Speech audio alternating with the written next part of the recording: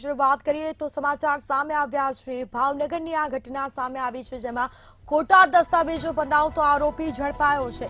જીએસટીને લગતા ખોટા દસ્તાવેજો આરોપી બનાવતો હતો। આખરે તેને ઝડપી પાડવામાં આવ્યો છે। પેરોલ ફ્લો સ્ક્વોડ દ્વારા આરોપી ઝડપાયો છે। સમગ્ર મામલે તેની પૂછપરછ કરવામાં આવશે। પાલીતાણા પોલીસ સ્ટેશનમાં દાખલ ગુનામાં ફરાર આરોપી હતો, જેમાં આખરે પોલીસે તેને ઝડપી પાડ્યો છે। તૌફિક રંગરેજ નામના શખ્સને ઝડપી કાયદેસરની કાર્યવાહી કરવામાં આવી છે। તો ભાવનગરની ઘટના સામે આવી છે, જેમાં શખ્સને ઝડપી અને ગંગાજળિયા પોલીસ સ્ટેશન લાવવામાં આવ્યો છે। તો પાલીતાણા ટાઉન પોલીસ સ્ટેશનમાં દાખલ થયેલ ગુનામાં આરોપી ફરાર હતો। આખરે તે આરોપીની ધરપકડ કરવામાં આવી છે। તો આરોપી છે તે જીએસટીને લગતા ખોટા દસ્તાવેજ બનાવતો હતો। ખોટા દસ્તાવેજો બનાવતો આરોપી આખરે ઝડપાયો છે, જેમાં પેરોલ ફ્લો સ્ક્વોડ દ્વારા આરોપીને ઝડપી અને કાયદેસરની કાર્યવાહી હાથ ધરવામાં આવી છે। તૌફિક રંગરેજ નામના શખ્સને ઝડપી પાડવામાં આવ્યો। શખ્સને ઝડપી ગંગાજળિયા પોલીસ સ્ટેશનમાં લાવવામાં આવ્યો છે। ભાવનગરમાં ખોટા દસ્તાવેજો બનાવતો આરોપી ઝડપાયો, જેમાં જીએસટીને લગતા ખોટા દસ્તાવેજ આરોપી બનાવતો હતો। વધુ વિગતો સાથે સંવાદદાતા હિરેન ચૌહાણ ફોન લાઈન પર જોડાઈ ગયા છે। જી, ભાવનગરમાં ખોટા દસ્તાવેજો બનાવતો આરોપી આખરે ઝડપાયો છે, શું છે સમગ્ર મામલો?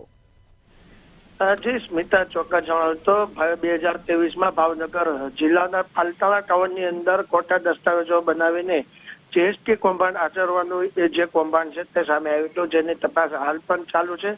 જેને લઈને અનેક આરોપીઓ છે તે હજી સુધી પોલીસ પકડથી બહાર છે। ત્યારે ભાવનગર શહેરના સેલારસા પીર ચોકમાં રહેતો તૌફિક રંગરેજા નામનો શખ્સ છે તે ભાવનગરના હલોરિયા ચોક વિસ્તારમાં ઉભો છે। તેની બાતમી મળતા પેરોલ ફ્લો ની જે ટીમ છે તે સ્થળ પર પહોંચી ગઈ હતી। બાતમી વાળી સ્થળ પર જે તૌફિક નામનો શખ્સ છે તે મળી આવ્યો હતો, જેને ઝડપીને તેને નિલંબા ગંગાજળિયા પોલીસ સ્ટેશનમાં સોંપવામાં આવ્યો છે। પરંતુ સવાલ એ છે કે હજી સુધી જેટલા જીએસટી કૌભાંડની અંદર આરોપીઓ ઝડપાયા છે તેમની જે ફાઇલો ડુપ્લિકેટ બનાવવામાં આવી છે તેનો ઉપયોગ ક્યાં થતો હતો ને કે જે અત્યાર સુધીમાં કેટલા આરોપી ઝડપાઈ લીધા છે તે કોઈ પણ પ્રકારની માહિતી પોલીસ વિભાગ કે જીએસટી વિભાગમાંથી હજી સુધી નથી મળી રહી।